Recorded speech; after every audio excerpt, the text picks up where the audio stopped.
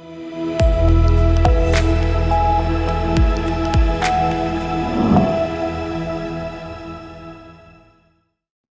me now on this special episode of Locally Sourced CP is Mark Lambie of the El Paso Times, photojournalist. Sir, thank you for joining me.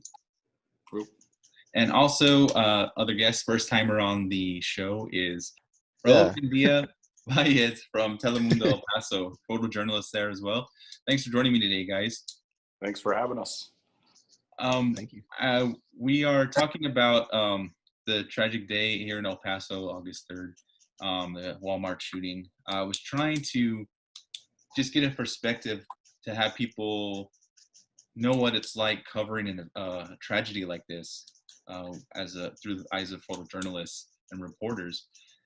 People don't know how it can affect someone like us. First question I'll go to Mark was, talk a little bit about that day. What were you expecting when you got the call, and talk a little about what the scene looked like when you first arrived.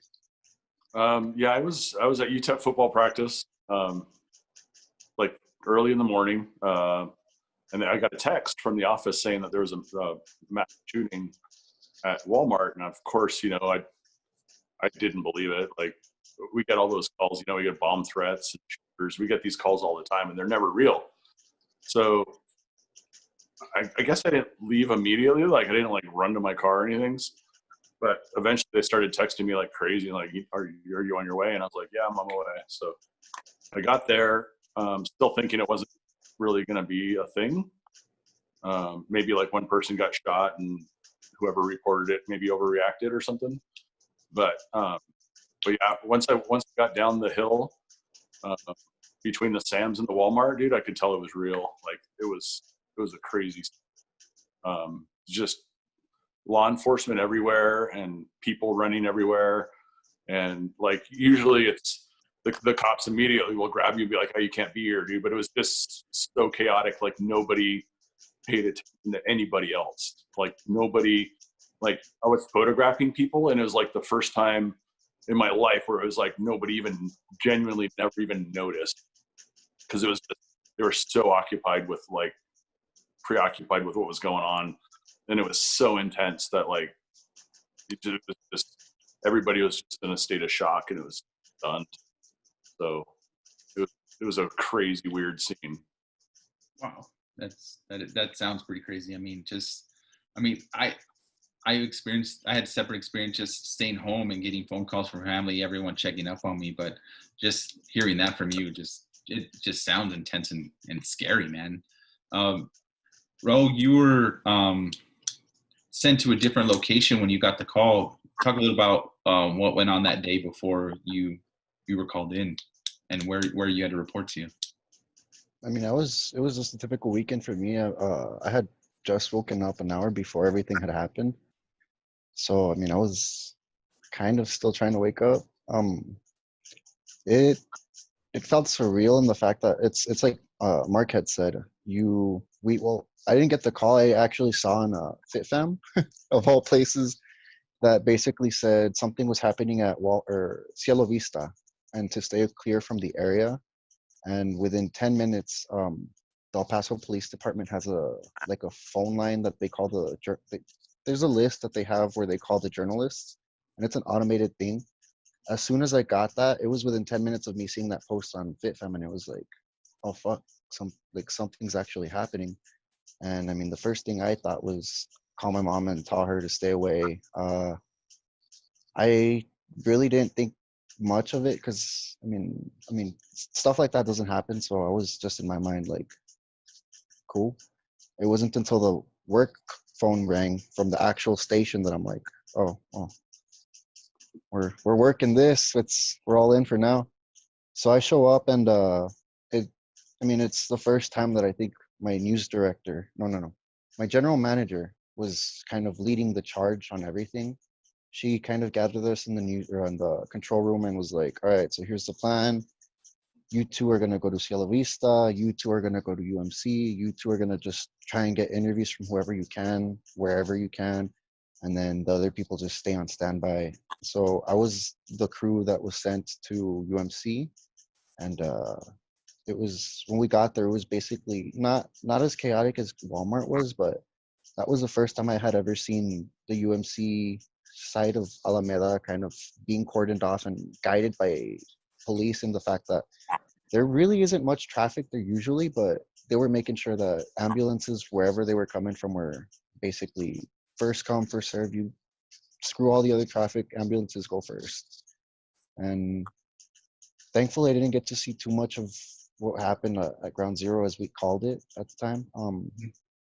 But it was still seeing, for me, the most thing, the one thing I remember the most from that day is a little girl being gurneyed off the ambulance, holding her, I'm assuming her mom's hand, and into the hospital. And I mean, seeing kind of what I would say shell shock on that girl's face is, I don't know how to describe it. Like, she just saw hell. Wow. That's I can't even describe on how I feel, man. That's just so tragic. I mean, not even being there and just like hearing you guys talk about it, it's so surreal still. Like I still like feel like I don't even know what to say about it. I mean, and I was at home. I mean, I don't do what you guys do anymore, and just knowing what you guys had to go through and see out there, it's been crazy. I know, seeing the news coverage from national side and local side, you guys, it was like an everyday thing for a while. Mark, let me ask you. I um, I know sometimes public can get a little rude or little rowdy when the press is out there covering something like this. Did you experience any of that, or how different it was? It a different scene, or how would you describe the public when you were out there? No, I didn't know. Like I said, like people were so in shock, and nobody could really process what was going on, especially the people who are coming out of the Walmart. I mean, they were just like, I mean, catatonic, man. They were like zombies, dude. It was like this feeling of just complete confusion and disbelief, and like, and yeah, nobody's really said much of anything. You know, I interviewed a couple people on video. There's actually one clip that we posted for this anniversary thing, one of the stories. And I talked to this guy, and he said that he grabbed his mom, and they were in the entrance between the two doors, you know, the outside doors and the, you know, where you get the carts and then you go back in. Mm-hmm. And he said he grabbed the shooter was on his way in at the same time they were on their way out, and he grabbed his mom and shoved her between some vending machines. Like they were kind of close together, and he just jammed her in there. He said the guy shot towards him but missed, and he's, you know, and I asked him, did you ever think, or I don't remember exactly what I, something along the lines of, did you ever think you'd see something like this in your lifetime? And he said, you never think you're going to see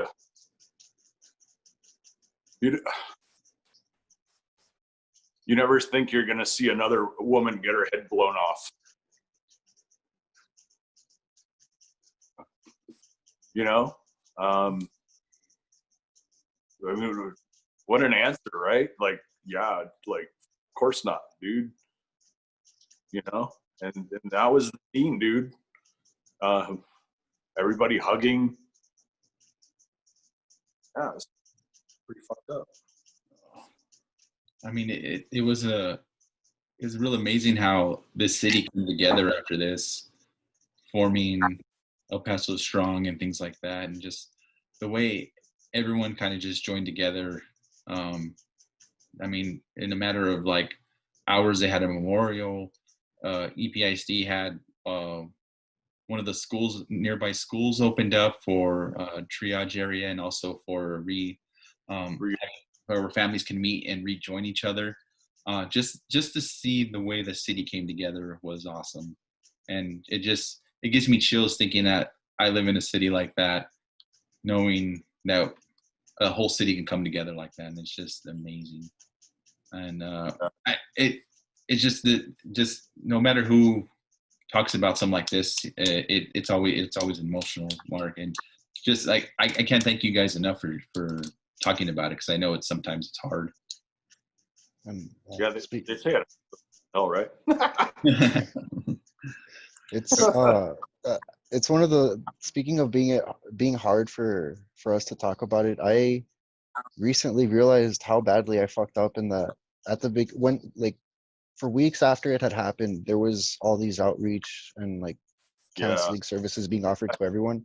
Right. And foolishly, I thought, I mean, That's this is part of the job. Yeah, it's like it didn't really affect me then, but coming up on the year, it's been hard on me, like revisiting all these stories and interviewing everyone. It's like it sucks knowing that you have to put these people back in the shoes of that day, when it's probably something that I don't think anyone would want to do. And it's like, how do you feel about that?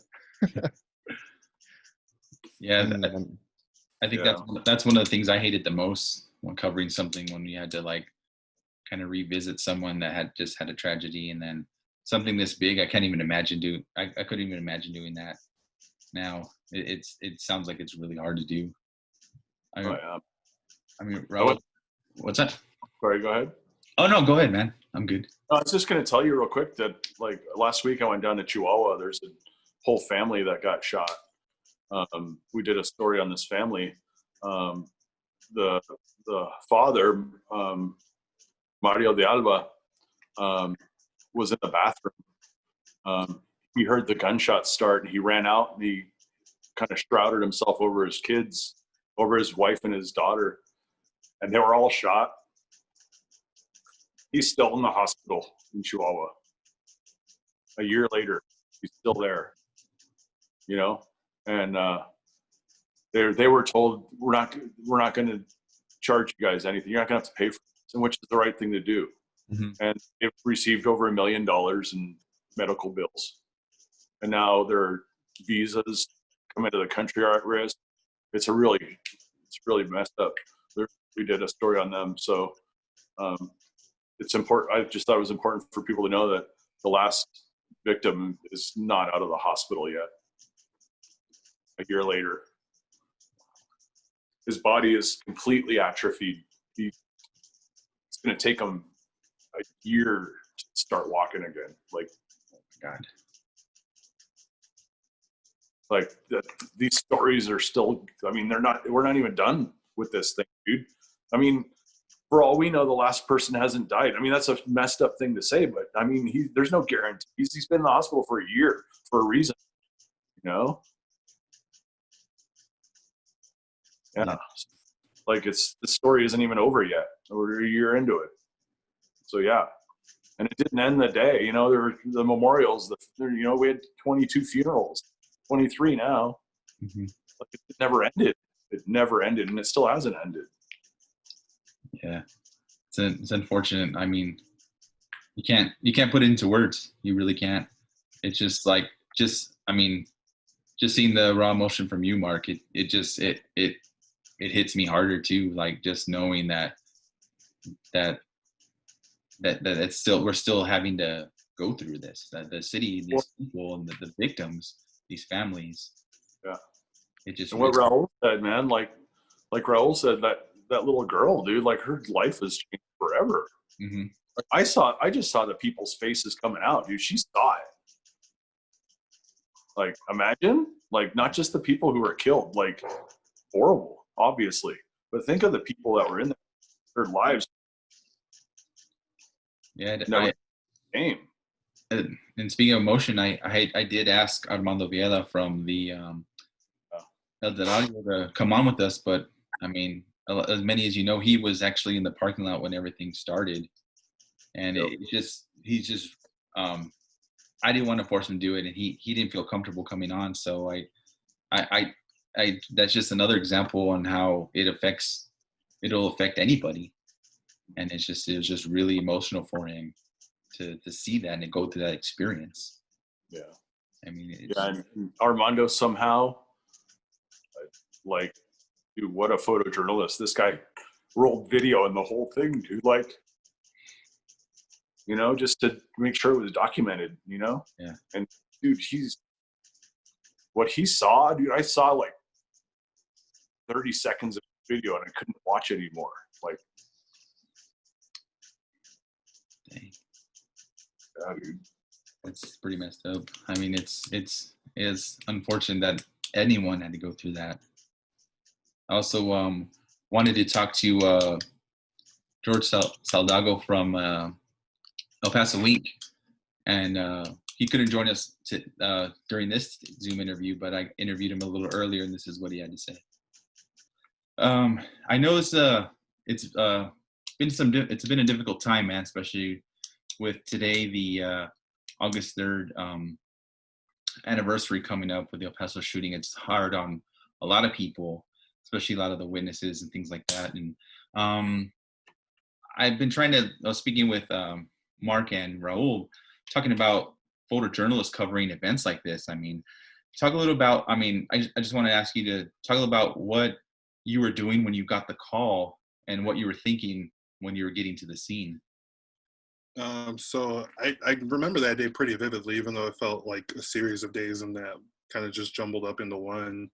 I was in a drive-through with my brother. We were just getting some green chili burgers, and we were stopped. And so I pull up my phone, and my cousin had sent me a link to a possible active shooter, and so I opened it. The first thing you think is like, okay, it's probably a hoax. Like, Right. I think that's anyone's first inclination. That's kind of what you're hoping is like, I don't want this to be true, and I hope it's not true.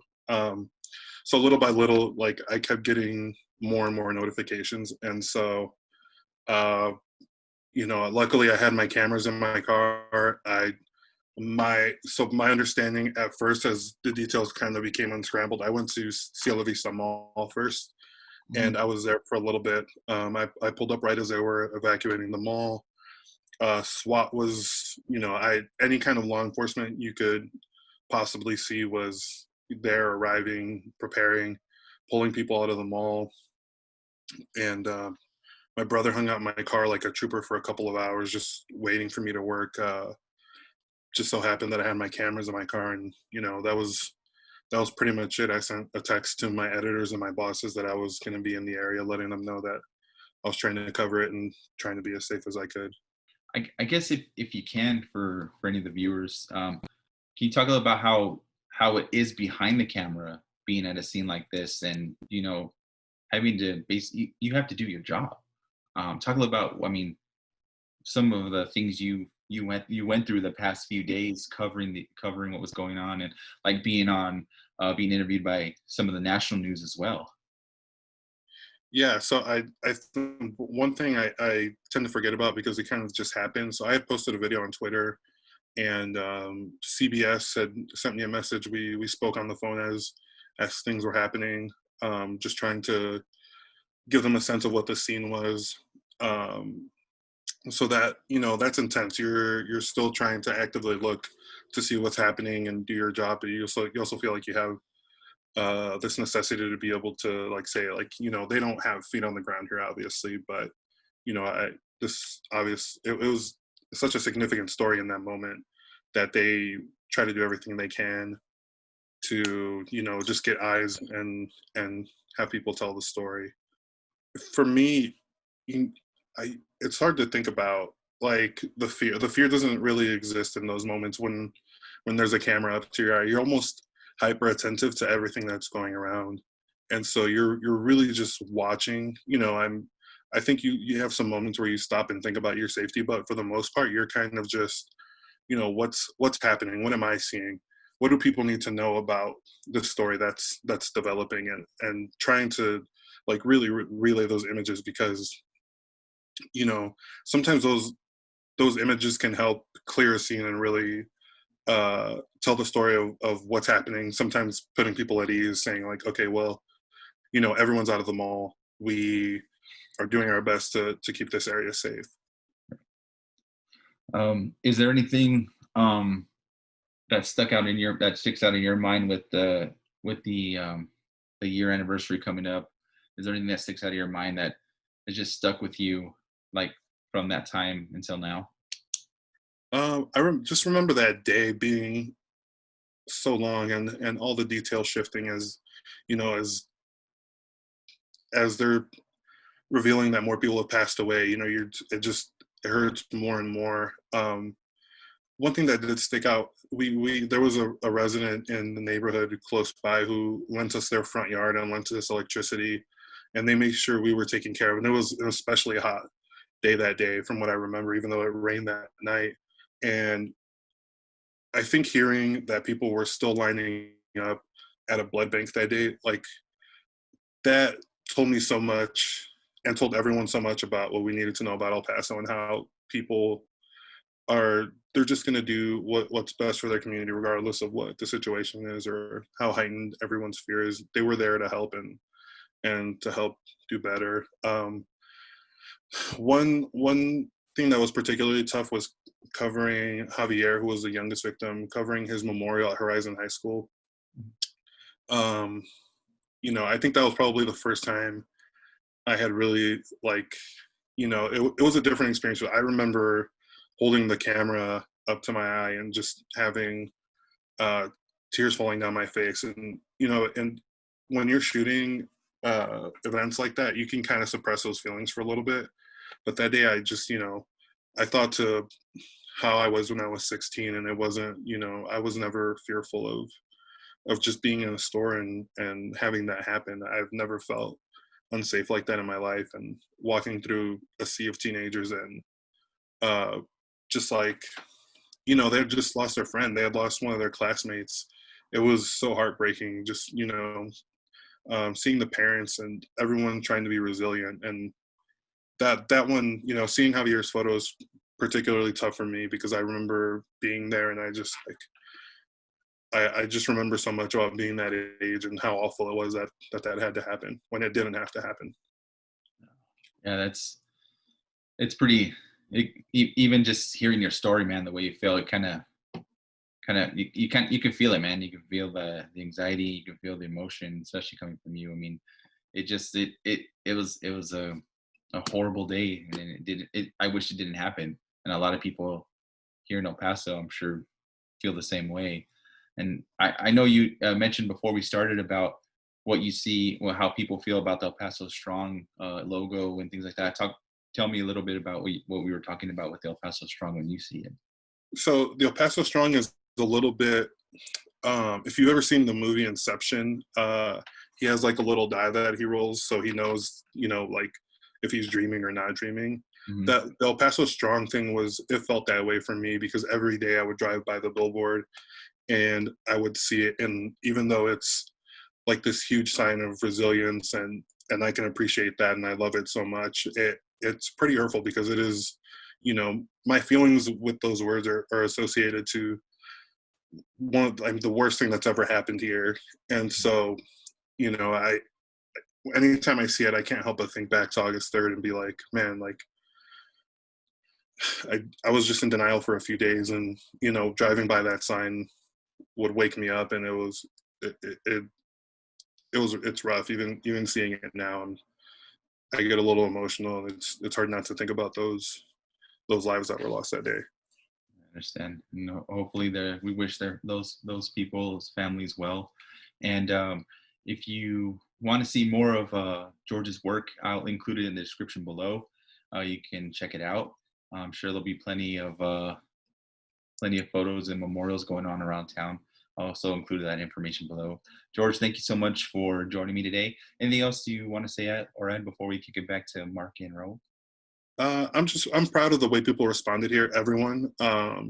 In the worst moment that this city's seen, people were at their best, and I'm absolutely proud of that. I wouldn't want to live anywhere else before that or after that. I love it here, and so many of the people that I've come across that have either been here for a weekend or been transplants like myself, they really appreciate it for the hospitality and the type of people we have here. There's some truly great people, and I'm forever thankful that El Paso is a part of my life. Oh, thank you. Kind words, man. Thank you so much. Thank you so much for joining us. If you ever need anything, man, you know where to find me. Absolutely. Thanks, George. Well, that's what George had to say. Raul, let me ask you, man. From all of this with the anniversary coming out, during you covering this, is there anything, even if it's the little girl you described holding her mom's hand when it got busted in, is there anything that's going to stick out in your mind when you when you think about it, or is anything like a ray of hope that you experienced during this time?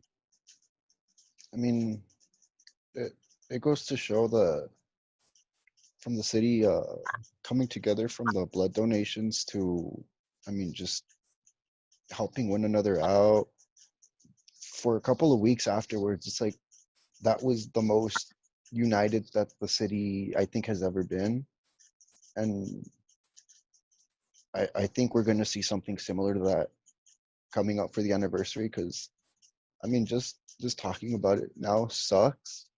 Um, and it's something, I think it's something that the city's going to need, because whether it happened a year ago, whether it happened however long ago, it's like Mark was saying, it's still happening. It hasn't technically ended. Right. And I mean, we really don't know how long the effects of that day is gonna have on the city. So it's like, I really just hope that we come back together and to what we were at that following that shooting. Mark, anything else you would like to say or add before we end today? No. Yeah, I'll just echo what Raul said, is like, it'd be really nice, like, especially with all the division going on in our country right now, and how people feel about each other right now it doesn't matter. None of that stuff is important, dude. What's important is like what we saw the days after that. Right. What about you, Raul? Do you have anything else you'd like to say or add? Just that this is coming from personal experience right now. It doesn't matter if you don't think you need to talk to someone. Just talk to whoever about it, because as much as you want to believe that it didn't affect you, it has. It just hasn't shown yet. Right. It's I'd also talked to George and let him know. I mean, I've never experienced anything as tragic as this while I was on the job, but I'll still see little things here and there that'll trigger something that I covered, and it's like, whoa. But I mean, nothing can compare to what you guys have gone through, what you guys have seen during that. I'd just like to thank you both for joining me today, and I know it was really hard. I didn't mean to get you guys bring up the bad memories, but it's just I like to thank you both for doing and providing just such great stuff, and being a member of the media, and thank you for doing your job. Thank you. Thank you. It sucks that a tragedy like this had to bring the city together like this, but I think El Paso did what they needed to do. And we were El Paso strong. But you guys, thank you so much for joining me today. Thank you. All right. See you, Ro. Later, guys. Thanks, guys. Later.